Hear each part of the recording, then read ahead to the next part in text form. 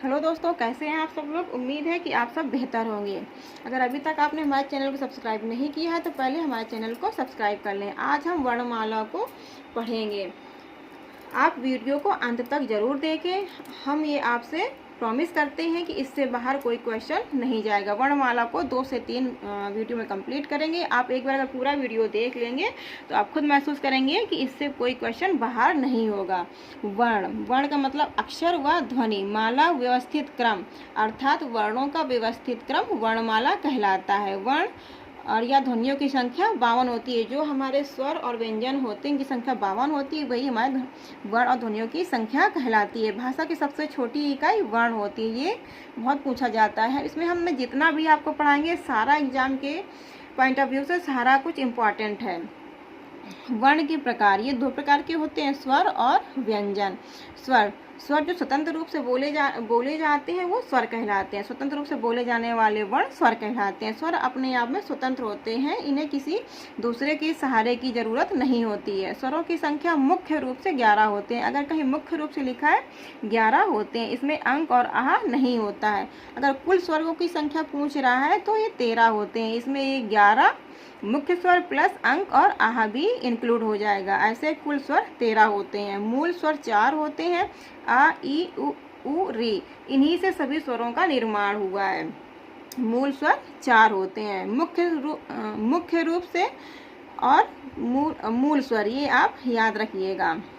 संयुक्त स्वर ए ऐ ओ औ ये 4 होते हैं। इनके जो संयुक्त से बने होते हैं, जैसे ए आ और ई से बना होता है, ओ आ और ऊ से मिलकर बना होता है, ये संयुक्त स्वर कहते हैं। ये 4 होते हैं। दीर्घ संधि स्वर आ ई उ ये 3 होते हैं। इससे जो हमारी संधि दीर्घ संधि बनती है ये 3 होती हैं। आ से बड़ा आ, ई से बड़ी ई, ऊ से ऊ। तो ये हमारे दीर्घ संधि स्वर हैं जो 3 होते हैं। ये आपको सभी याद रखना है। व्यंजन वर्णों को अपने आप को पूरा करने के लिए स्वर की आवश्यकता होती है। व्यंजन अपने आप में पूर्ण नहीं होते हैं। जैसे का में जैसे ये हलंत लगा है, का प्लस आ, तो ये जो आ स्वर की आवश्यकता पड़ी है तभी ये का मिलकर बना है। उम्मीद है कि ये आपको समझ में आया होगा। वर्णों की संख्या को हम 2 भागों में बांटते हैं, एक लेखन के आधार पर, उच्चारण के आधार पर। लेखन के आधार पर वर्णों की संख्या 52 होती है। उच्चारण के आधार पर वर्णों की संख्या 45 होती है। अभी हम लेखन के आधार पर देखते हैं। स्वर हमारे 13 होते हैं, आ ई उ री ए ऐ ओ औ अंक आहा, ये हमारे 13 होते हैं। स्पर्श व्यंजन 25 प्लस 2 ये 27 होते हैं। ये का वर्ग, चा वर्ग, टा वर्ग, ता वर्ग और पा वर्ग। इसमें जो ड़ा और डा है ये 2 बार गिना जाता है। ऐसे 25 प्लस 2 27। इसे उत्क्षिप्त या द्विगुण व्यंजन के नाम से भी जाना जाता है। अंतस्थ व्यंजन 4 होते हैं, यारा लावा। उस व्यंजन 4, शा शा साहा। संयुक्त व्यंजन 4 होते हैं, छ त्र ज्ञ श्रा।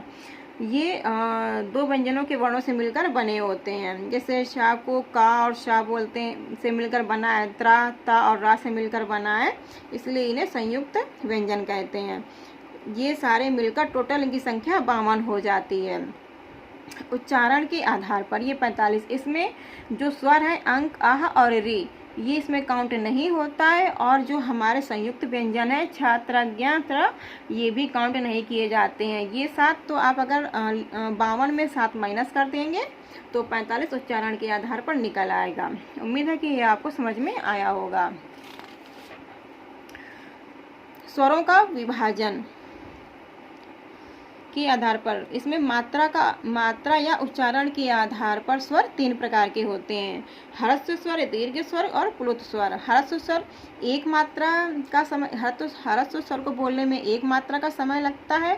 जिन स्वरों को बोलने में कम समय लगे वो ह्रस्व स्वर कहलाते हैं। जैसे आ ई उ री, ये 4 ह्रस्व स्वर होते हैं। आप ये भी याद रखिए कि कितने स्वर आते हैं, ये भी पूछ दिया जाता है। दीर्घ स्वर, इसमें 2 मात्रा का समय लगता है, या आप बोल सकते हैं कि ह्रस्व स्वर से 2 गुना का समय लगता है, जो दीर्घ स्वर कहलाता है।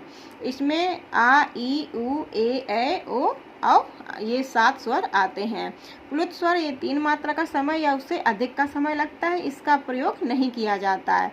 इसका प्रयोग पहले किया जाता था नाटक या पुकारने में किया जाता था। जैसे ओम, ओम ये लगा, जैसे हम राम बोलते हैं, राम खींच के, तो ये आ गया। तो ये प्लुत स्वर है। 3 प्रकार के होते हैं। ये एग्जाम में यही पूछता है, उच्चारण के आधार पर स्वरों की संख्या कितनी होती है, या इसमें जितना भी हमने आपको इसमें पढ़ा रहे हैं, सारा एग्जाम के पॉइंट ऑफ व्यू से इम्पॉर्टेंट है, आप सभी को याद रखिए। जीभ के आधार पर ये 3 प्रकार के होते हैं, अग्र, मध्य और पश्च। अग्र जो आगे की जीभ से बोला जाता है अग्र स्वर होता है, बीच से बोलते हैं मध्य स्वर, और पीछे की जीभ से बोलते हैं पश्च स्वर। और ये भी पूछ लिया जाता है कि जीभ की जिह्वा के आधार पर स्वरों की संख्या होती है 3। आपको ये भी याद रखना है। अग्र स्वर में ई ए ऐ आते हैं, मध्य में आ, पश्च पीछे से बोलते हैं, आ उ ओ औ आते हैं। अब इसको याद रखने के लिए मध्य में आ लिख लीजिए, और आगे में ई ए ऐ, और पीछे आ उ ओ औ, ऐसे आप याद रख सकते हैं। उम्मीद है कि ये आपको समझ में आया होगा। अगर अभी तक आपने हमारे चैनल को सब्सक्राइब नहीं किया है तो चैनल को सब्सक्राइब कर लें। ओंठ के आधार पर स्वरों की संख्या 2 होती है, व्रतमुखी, अव्रतमुखी।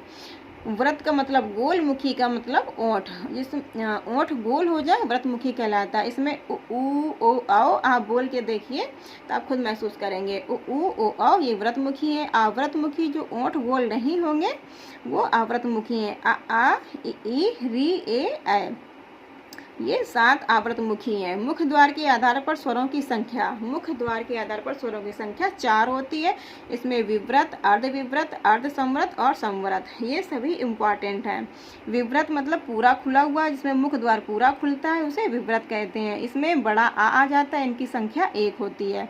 अर्धविव्रत, इसमें मुख्य द्वार पूरा आधा खुला होता है। अर्धविव्रत यानी कि आधा, मुख्य द्वार आधा खुला होता है। इसमें ऐ, औ, आ और आ आता है। ये इनकी संख्या 4 होती है। आप इनकी संख्या को भी याद रखिए। अर्धसंवृत, मुख्य द्वार आधा बंद रहता है, पूरा नहीं आधा बंद रहता है। इसमें ए ओ दो स्वर आते हैं। संवृत में मुख्य द्वार पूरा, इसमें मुंह पूरा बंद रहता है, आप बोल के देख सकते हैं। ई उ, इसमें 4 स्वर आते हैं। उम्मीद है कि आपको ये भी समझ में आया होगा। नाक व मुंह के आधार पर स्वरों की संख्या 2 होती है। अनुनासिक, जो नाक के सहारे बोले जाने वाले स्वर, जो नाक के सहारे बोले जाते हैं वो अनुनासिक होते हैं, इसमें अंक आता है। निरअनुनासिक, निर मीन्स नहीं, अनुनासिक नाक के सहारे, अर्थात जो स्वर नाक के सहारे ना बोले जाएं वो निरअनुनासिक होते हैं। अंक को छोड़कर शेष सभी स्वर निरअनुनासिक होते हैं। घोष तत्व, इन ध्वनियों के उच्चारण में स्वर तंत्रियों में कंपन होता है। जिसके उच्चारण में स्वर तंत्रियों में अगर कंपन होता है वो घोषत्व होते हैं। सभी स्वर सघोष होते हैं। ये इम्पॉर्टेंट है, आप याद रखिए। उम्मीद है कि आपको समझ में आया होगा। स्वरों का उच्चारण स्थान, इसे हम ट्रिक के माध्यम से याद करेंगे। ये हम आपको पहले भी पढ़ा चुके हैं ट्रिक के माध्यम से। KTMDO, इसमें हमने डी को हटा लिया है, KTMO। स्वरों को आप याद रख सकते हैं। के से कंठ, टी से तालु, एम से मूर्धा, ओ से ओष्ठ। के कंठ गले से बोला जाता है। तालु, तालु की छत का पिछला भाग तालु होता है। मूर्धा से मुंह के भीतर की छत का अगला भाग होता है, मूर्धा कहलाता है। ओष्ठ दोनों ओठ। कंठ में आ जाता है, तालु में ई, मूर्धा में री, ओष्ठ में उ। इसका डी हटा लिया है मैंने। जो दंत में री आता है, जो कि संस्कृत में काउंट है, गिना जाता है, लेकिन हिंदी में नहीं होता है। ए छोटा आ और ई से मिलकर बना होता है, इसे कंठ तालव्य। आ कंठ और ई तालु, ऐसे कंठ तालव्य। ये भी पूछ लिया जाता है कभी कभी कि ए किससे मिलकर बना है, तो ये आपको याद रखना है। ओ आ और ऊ से मिलकर बना होता है। आ कंठ और ऊ ओष्ठ, तो ऐसे ये कंठोष्ठ हो जाएगा। अंक नाक के सहारे बोला जाता है, आह कंठ से बोला जाता है। उम्मीद है कि आपको वीडियो पसंद आया होगा। अगर अभी तक आपने हमारे चैनल को लाइक नहीं किया है तो लाइक करें, सब्सक्राइब करें और शेयर करना ना भूलें। और इसका PDF पाने के लिए हमारे टेलीग्राम चैनल को ज्वाइन करें, जो कि हमने डिस्क्रिप्शन बॉक्स में दे रखा है। धन्यवाद।